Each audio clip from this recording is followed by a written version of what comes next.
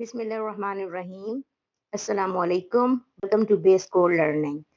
Base code learning एक ऐसा platform है, एक ऐसा चैनल है जहाँ पे आप इंग्लिश लैंग्वेज को सीखेंगे, ग्रामर को सीखेंगे ताकि इंग्लिश अच्छी हो सके। इंग्लिश एक ऐसा सब्जेक्ट है, एक ऐसी लैंग्वेज भी आप कह सकते हैं जो हर कॉम्पिटिटिव एग्जाम के लिए, हर फील्ड के लिए बहुत ज़रूरी है, चाहे आप किसी भी फील्ड से हों। तो हम सबसे पहले स्टार्ट लेंगे इंग्लिश ग्रामर से। ग्रामर की डिफरेंट पार्ट्स ऑफ स्पीच हैं जो अगर आप स्कूल लेवल पे देखें, आप कॉलेज लेवल पे देखें, आप किसी भी लेवल पे देखें, तो आपको स्टूडेंट्स बहुत परफेक्टली करके भी दिखा देंगे, टेंसेस भी दिखा देंगे, एक्टिव पैसिव वॉइस भी करके दिखा देंगे। लेकिन जब हम पूछेंगे कि व्हाट इज ग्रामर, तो वो अनेबल होते हैं इसको आंसर करने के लिए। ऑलमोस्ट 60 to 70% स्टूडेंट्स को ये पता ही नहीं है कि ग्रामर क्या चीज है। ये स्कूल लेवल का रेट है। अगर आप कॉलेज लेवल पे जाएं तो 40-50% स्टूडेंट्स पता नहीं होता कि ग्रामर क्या चीज है।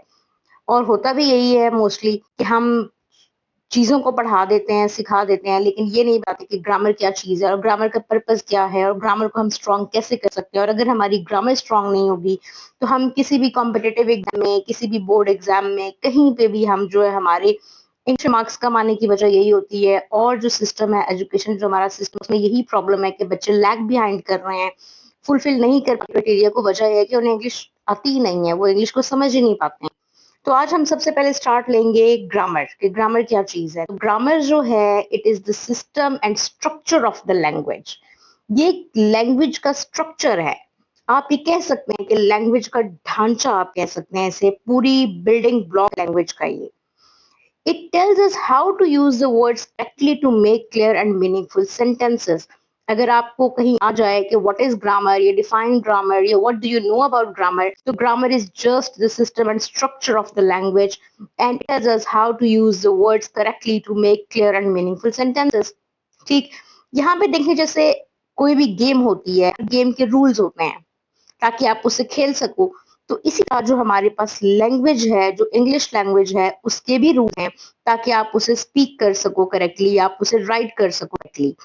ये रूल्स आपको ये बताएंगे कि आपने कैसे वर्ड यूज करना है, आपने टेंसेस कैसे करेक्ट करने हैं, आपने पंक्चुएशन कैसे करनी है, सेंटेंस ऑर्डर कैसे होना चाहिए, ताकि आप जो भी बात कर रहे हो उसका पर्पस क्लियर हो जाए, उसका मीनिंग क्लियर हो जाए और जो बंदा जो वो उसे अच्छी तरह अंडरस्टैंड कर सके। तो डेफिनेशन की जो बात थी वो आपको बता दी है कि ग्रामर क्या है, वो system structure of the language है। इसकी हम देखें, अगर हम बहुत सेंटेंसेस हम नॉर्मली अपनी डेली लाइफ में यूज कर रहे होते हैं, बट वो ग्रामेटिकली एरर होती है, ग्रामेटिकली वो ठीक नहीं होता है, उनमें मिस्टेक होती है।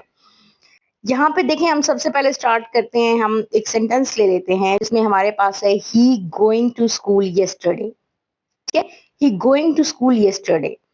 अब यहाँ पे आपने, अगर आप इस सेंटेंस को गौर से पढ़ें, आप इसे रीड करें, तो यहाँ पे he going to school yesterday, yesterday का क्या मतलब है? येस्टरडे का मतलब तो है गुजरा हुआ कल। गुजरा हुआ कल से क्या मतलब है कि ये टेंस क्या शो कर रहा है, ये सेंटेंस क्या किस टेंस को शो कर रहा है?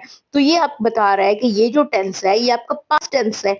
जब हमारे पास कोई सेंटेंस पास्ट टेंस में होगा तो हमारे पास तो वर्ब को देखें आप, आपका वर्ब क्या है? यहाँ पे आपका वर्ब है going. He going to school yesterday, लेकिन येस्टरडे गुजरा हुआ कल है, पास्ट की बात हो रही है, वर्ब हमारा कंटिन्यूअस में है। It is not possible and it is also not correct. यहाँ पे हम क्या करेंगे, हमारे वर्ब को भी वर्ब की सेकंड फॉर्म लगनी चाहिए। He went to school yesterday. Okay, यहाँ पे हमारे पास जब हमारा पास्ट टेंस है तो हमारे वर्ब को भी पास्ट टेंस में होना चाहिए। तो यहाँ पे जो करेक्ट स्टेटमेंट होगी वो ये होगी, he went to school yesterday. अब आपका सेंटेंस जो है ग्रामेटिकली बिल्कुल करेक्ट है, बिल्कुल ठीक है ये सेंटेंस, क्योंकि आपने अपना टेंस के अकॉर्डिंगली अपने वर्ब को यूज किया है। इसी तरह एक और एग्जाम्पल को देख लेते हैं जिसमें हम कहते हैं आई हैव पेन। ठीक है, आई हैव पेन एक सेंटेंस आपने लिख दिया है। अब इसमें क्या मिस्टेक है? आपके पास आई हैव पेन, ठीक है, तो आई हैव आ पेन होना चाहिए था। पेन से पहले आर्टिकल यूज होना चाहिए था। आपको पता है कि इंग्लिश लैंग्वेज में 3 आर्टिकल्स हैं, आ है, एन है और दा है। तो यहाँ पे आ पेन होना चाहिए था, आपका आर्टिकल आपने यूज नहीं किया, तो आपका जो सेंटेंस है वो करेक्ट नहीं है। इसी तरह जैसे एक और एग्जांपल हमारे पास हम देख रहे हैं, यहाँ पे लिखा है me going to the market. ठीक है। Me going to the market, अब आप यहाँ पे देखें me going to the market, शायद अगर आप किसी को व्हाट्सएप पे मैसेज करेंगे, शायद आप किसी को और कुछ करें, तो ठीक चल जाएगा। लेकिन अगर आप इंग्लिश के एग्जाम में ही लिख के आ जाएंगे गोइंग टू द मार्केट, तो it will definitely be wrong. यहाँ पे आपका प्रोनाउन मिस्टेक आ रहा है। प्रोनाउन आपका क्या है, यहाँ पे क्या होना चाहिए था, आपको फर्स्ट पर्सन प्रोनाउन यूज करना चाहिए था, I am going to the market.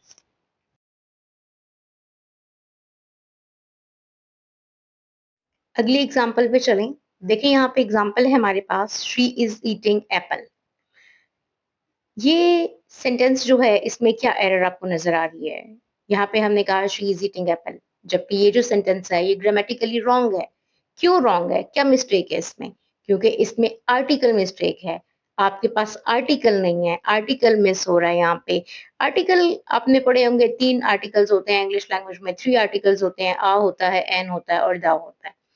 अब यहाँ पे देखिए she is eating an apple क्यों आया? एन एप्पल क्यों आना चाहिए था? क्योंकि एप्पल जो है ये सिंगुलर काउंटेबल नाउन है। ठीक है, सिंगुलर काउंटेबल नाउन है। काउंटेबल नाउन्स को हम आगे जाके बड़ी डिटेल में डिस्कस करेंगे।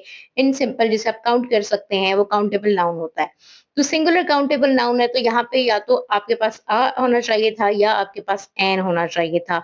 लेकिन क्योंकि एप्पल जो है वो स्टार्ट हो रहा है ए से, ठीक है, तो जितने भी जो आपके वर्ड्स होते हैं जो ए ई आई यू से स्टार्ट होते हैं, जिनका बिगिनिंग का जो लेटर है, जो अल्फाबेट है वो ए ई आई यू होता है, ये वैसे साउंड प्रोनाउंस कर रहा होता है, उनकी साउंड वैसी होती है, तो वहां पे आप एन लगाएंगे। तो यहाँ पे आपका जो अगर सेंटेंस को करेक्ट करना है तो हम यहाँ पे लिखेंगे she is eating an apple. तो जब आपने एन एप्पल लगा दिया तो ये सेंटेंस जो है ये बिल्कुल करेक्ट हो गया। यहाँ पे बताने का मकसद ये है कि यहाँ पे आर्टिकल की मिस्टेक भी हो सकती है।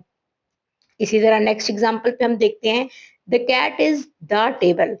ठीक, अब यहाँ पे the cat is the table, something is missing here, यहाँ पे कोई चीज मिसिंग है। अब यहाँ पे कैट और टेबल का रिलेशनशिप हमें पता नहीं चल रहा है कि कैट और टेबल के बीच में क्या चीज है, क्या रिलेशनशिप है उनका। तो इसका मतलब क्या है, प्रपोजिशन मिसिंग है हमारे पास, क्योंकि प्रपोजिशन वो होती है जो दो नाउन्स के बीच में रिलेशनशिप को शो करती है। तो यहाँ पे प्रोनाउंस के बीच में रिलेशनशिप शो करती है, तो यहाँ पे तो रिलेशनशिप हम पता नहीं चल रहा है।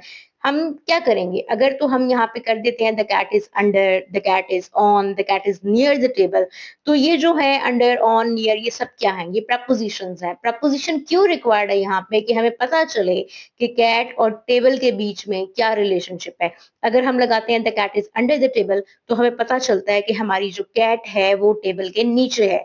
हम कहते हैं the cat is on the table, तो यहाँ पे ये चीज क्लियर है कि कैट की पोजीशन क्या है, टेबल के साथ है, वो टेबल के ऊपर है। हम कहते हैं the cat is near the table, तो यहाँ पे कैट जो है वो टेबल के बिल्कुल करीब है। तो यहाँ पे कैट और टेबल के रिलेशनशिप को शो करने के लिए प्रपोजिशन मिसिंग थी, जो हमने प्रपोजिशन यहाँ पे लगाई है, तो हमारा जो सेंटेंस है अब ग्रामेटिकली करेक्ट हो गया है। इसी तरह देखें नेक्स्ट एग्जांपल पे हम आते हैं। नेक्स्ट एग्जांपल है हैप्पी आई एम। ठीक, अब यहाँ पे ऑर्डर जो है ये इसका करेक्ट नहीं है। हैप्पी आई एम को आप इसे पोइट्री में यूज कर सकते हैं, आप इसे सॉन्ग्स में यूज कर सकते हैं, म्यूजिक में यूज कर सकते हैं, लेकिन हैप्पी आई एम को ग्रामेटिकली आप करेक्ट सेंटेंस नहीं कह सकते। यहाँ पे सबसे पहले आई को आना चाहिए था, जो सब्जेक्ट था आई एम हैप्पी। ठीक है, तो अब जो ये सेंटेंस है ये बिल्कुल ठीक हो गया है, बिल्कुल करेक्ट हो गया है। इसी तरह अगर हम नेक्स्ट एग्जाम्पल पे आ जाएं, जहां पे वेयर डू यू लिव। अब वेयर क्या है, वेयर पूछ रहा है कहाँ, ठीक है, वेयर डू यू लिव, आप कहाँ रहते हैं, तो ये क्या है, ये तो क्वेश्चन क्वेश्चन है एक। ठीक है, तो क्वेश्चन के एंड पे क्या आना चाहिए था, क्वेश्चन के एंड पे तो फुल स्टॉप नहीं आ सकता था, क्वेश्चन के एंड पे तो क्वेश्चन मार्क को आना चाहिए था। अब यहाँ पे जब तक आप पंक्चुएशन को करेक्ट यूज नहीं करेंगे, आप क्वेश्चन के आगे क्वेश्चन मार्क नहीं लगाएंगे, तो पंक्चुएशन की मिस्टेक रहेगी, ग्रामेटिकली ये भी रॉन्ग होगा जब तक आप वेयर डू यू लिव के आगे क्वेश्चन मार्क ऐड नहीं करेंगे। ठीक है, तो यहाँ पे जो मिस्टेक्स हैं ग्रामर की, वो किसी भी तरह की मिस्टेक हो सकती है, आर्टिकल की मिस्टेक हो सकती है, प्रपोजिशन की मिस्टेक हो सकती है, ऑर्डर रॉन्ग हो सकता है, पंक्चुएशन मिस्टेक हो सकती है। तो इन सिंपल अगर हम पर्पस ऑफ ग्रामर देखें कि ग्रामर का पर्पस क्या है, तो ग्रामर का पर्पस ये है कि to speak and write correctly. अगर आप ग्रामर के रूल्स को फॉलो करेंगे तो आप अच्छे से लिख सकेंगे, आप अच्छे से बात कर सकेंगे, कम्युनिकेट अच्छी तरह कर सकेंगे, कोई कंफ्यूजन नहीं होगी आपको इसमें। इसी तरह एक्सप्रेस आइडिया क्लियरली बिल्कुल वही चीज है। अगर देखें जैसे हमने पहले बिल्कुल स्टार्ट में हमने एग्जांपल की थी जहां पे टेंस की मिस्टेक हमारे पास, जब आप टेंस को प्रॉपर्ली यूज नहीं करेंगे, आप टेंस में वर्ब्स को प्रॉपर्ली यूज नहीं करेंगे तो आइडिया क्लियर नहीं होगा। तो आपको आइडिया को क्लियर करने के लिए, कम्युनिकेशन अच्छा करने के लिए आपको ग्रामर की जरूरत पड़ती है।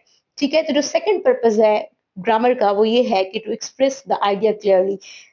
इसी तरह जो थर्ड है आपको to make others understand better. जब आप अपने आइडिया को क्लियर करेंगे तो डेफिनेटली दूसरा बंदा जो है वो उसे बहुत अच्छी तरह अंडरस्टैंड कर पाएगा। ठीक है, तो जो पर्पस ऑफ ग्रामर है, यही फंक्शंस ऑफ ग्रामर है कि ग्रामर का यही पर्पस है, ग्रामर का यही फंक्शन है कि आप जो है वो रीड एंड राइट अच्छे से कर सकें, स्पीक अच्छे से कर सकें, अपने आइडिया को बहुत अच्छे से एक्सप्लेन कर सकें, क्लियर कर सकें और दूसरे उसे अच्छी तरह अंडरस्टैंड कर सकें। अगर ग्रामर जो सिंपली है ना, just not the set of rules, ये सिर्फ सेट ऑफ रूल्स नहीं है, बल्कि ये art and science of the language है। अगर ग्रामर पे आपकी ग्रिप होगी, ग्रामर आपकी स्ट्रांग होगी, तो आपकी इंग्लिश लैंग्वेज स्ट्रांग होगी। किसी भी ग्रामर की अगर हम यहाँ पे बात करें तो जब ग्रामर आपकी स्ट्रांग होगी तो लैंग्वेज आपकी स्ट्रांग होगी। तो कंक्लूजन अगर हम निकालें इसमें तो इसमें यही चीज है कि ग्रामर जो है वो बैकबोन ऑफ एवरी लैंग्वेज है। ग्रामर ही जैसे आपकी बैकबोन आपकी बॉडी के लिए बहुत जरूरी होती है, इसी तरह लैंग्वेज की जो बैकबोन है वो ग्रामर है।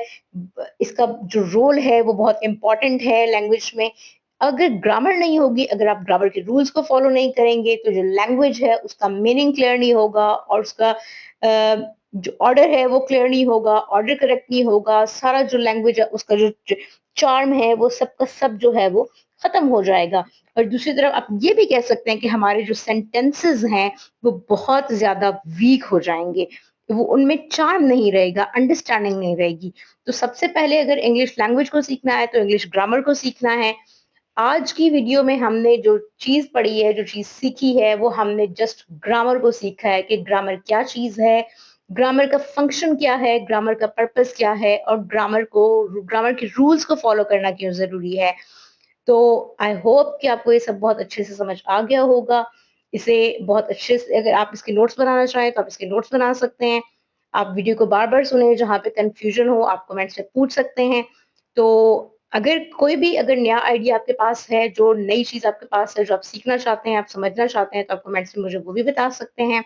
हमारे वीडियो को लाइक कीजिए, चैनल को सब्सक्राइब कीजिए ताकि ताकि आने वाली जितनी भी आप अपने बेल आइकन को जरूर प्रेस कीजिए ताकि आने वाली जितनी भी वीडियोस हैं वो आपको पहुंचे। ये सब बहुत ज्यादा इंफॉर्मेटिव है। यहाँ जो चीज आपको, जो मटेरियल आपको यहाँ पे मिलेगा वो आपको कहीं और नहीं मिलेगा।